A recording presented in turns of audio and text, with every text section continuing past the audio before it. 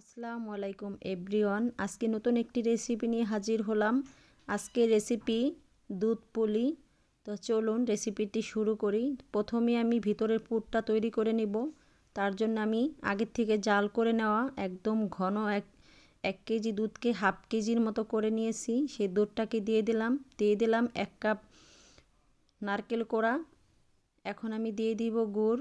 তো আমি কিছুটা গুড় আন্দাজ করে দিয়ে দিলাম। আপনারা মিষ্টি কেমন খেতে চান সেই অনুযায়ী মিষ্টি দিবেন। আমি খুব বেশি মিষ্টি করব না।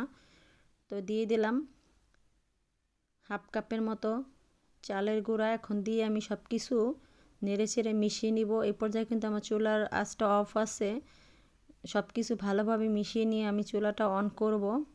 তো এগুলো সব খুব ভালোভাবে সব কিছু মিশিয়ে নিব। তো মিশিয়ে নেওয়া হয়ে গেলে এখন আমি চুলাটা অন করে দিয়ে এটার মধ্যে আমি দিয়ে দিলাম কিছুটা লবণ আর দিয়ে দিলাম দারুচিনি। দিয়ে এখন আমি এগুলো জাল করে ভালো করে মিশিয়ে নিব। এই পর্যায়ে কিন্তু অনবরত নাড়তে হবে, নাড়া বন্ধ করা যাবে না। বন্ধ করলে কিন্তু ভিতরে দলা পেকে যাবে, গোটা গোটা হয়ে যাবে। তো অনবরত শুধু নাড়তেই থাকবো। নেড়ে চেড়ে মিশ্রণটাকে একদম ঘন করে নিব। তা আমার অনেকটা ঘন হয়ে গিয়েছে, দেখতেই পাচ্ছেন। তা আমি এলাচ দিয়ে দিলাম।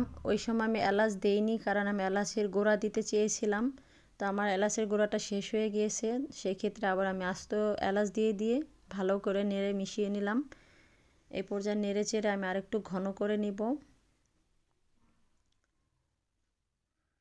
তা আমার হয়ে গিয়েছে। এখন আমি একটা প্লেটে ঢেলে আমি এটাকে ঠান্ডা করে নিব। এখন আমি পিঠাটা তৈরি করে নিব। আমি পিঠার ডোটা আমি আগে থেকে বানিয়ে নিয়েছিলাম, সেটা আসলে দেখাইনি।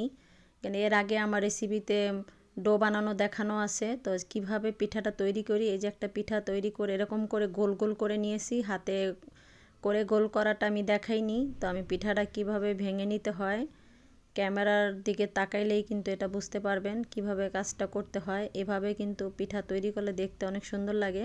তো আমার একটি পিঠা তৈরি করা হয়ে গিয়েছে। এই সেম প্রসেসে আরেকটা পিঠা আমি তৈরি করব। তো একটা পাশ দিয়ে এরকম আঙ্গুল দিয়ে টিপে টিপে কিন্তু পিঠাটা তৈরি করতে হয়। তা আমি আপনাদের বোঝার সুবিধার্থে কয়েকটি পিঠা এভাবে তৈরি করে দেখাচ্ছি। তো এরকম করে আমার এই যে অনেকগুলা পিঠা তৈরি করা হয়ে গিয়েছে। এভাবে আমি সবগুলা পিঠা তৈরি করে নিব। দেখতেই পাচ্ছেন কতটা সুন্দর লাগে এভাবে পিঠাগুলো তৈরি করলে। সবগুলা পিঠা আমার বানানো হয়ে গিয়েছে। এখন আমি পিঠাগুলোকে রান্না করে নিব। তা আমি এখানে 4 লিটার দুধ একদম জাল করে ঘন করে নিয়েছি। 2 লিটারের মতো করে নিয়েছি। এখন এটার মধ্যে সেই পিঠাগুলো ঢেলে দিলাম। ঢেলে দিয়ে একটু নেড়ে চেড়ে নিতে হবে, না হলে পিঠাগুলো তলানিতে লেগে যেতে পারে। তো অনেক বেশি নাড়ার দরকার নাই, পিঠাগুলো ভেঙে যাবে। অল্প অল্প করে একটু প্যাচলর দিয়ে নেড়ে দিতে হবে। তো এখন আমি এটার মধ্যে এলাচ আর দারচিনি দিয়ে দিব। পিঠাটা সুন্দর একটা স্মেল ছড়াবে। আর দিয়ে দিলাম স্বাদ মতো কিছুটা লবণ।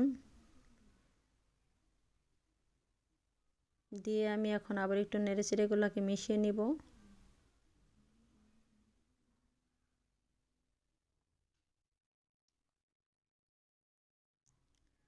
তো অনেকটা ঘন হয়ে গিয়েছে, দেখতেই পাচ্ছেন। পিঠাটা আমার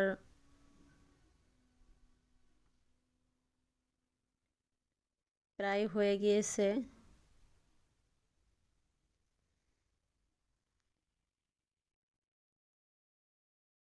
এখন আমি এটার মধ্যে গুড় অ্যাড করে দিব।